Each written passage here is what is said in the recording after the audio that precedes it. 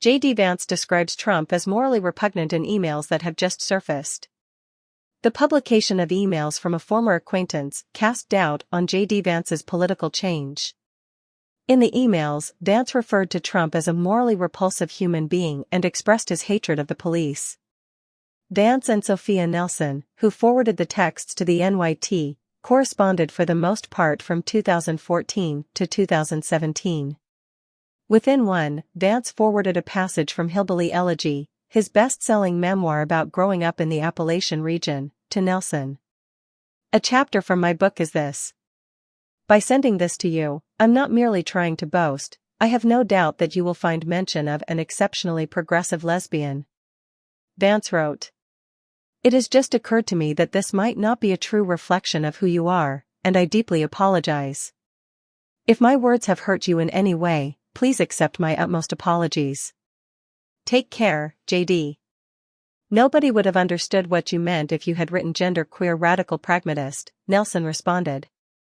Vance delivered baked goods and offered support after Nelson's surgery connected to his transition, Nelson told The Times. I don't know what you're doing, but I'm behind you, he said, explaining the nature of their interaction. And I believe that was the cornerstone of our friendship, therefore it meant a great deal to me when we were together. The Protect Children's Innocence Act, which Vance presented last year, would prohibit hormone therapy, puberty blockers, and other medical treatments connected to the transition for children. An issue that has plagued Vance since his debut as Trump's running mate at the Republican convention this month is that, in his remarks to Nelson about the candidate, he seems to have followed a similar pattern of supporting policies that he has now completely rejected. How J.D. Vance's fortunes have changed, from rising star to possible liability. Find out additionally. He has referred to Trump as America's Hitler and culture heroine in the past. The more white people feel like voting for Trump, the more black people will suffer, Vance warned Nelson in an email dated 2016. Personally, I think that's true.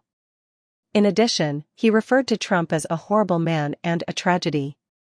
Following Trump's victory over Clinton, Vance expressed to Nelson his very negative outlook. Some high-profile Republicans reportedly think Trump's choice was a mistake due to poor polling, uncomfortable speeches, and Democrats capitalizing on Vance's sexist comments about childless women, whom he referred to as cat ladies.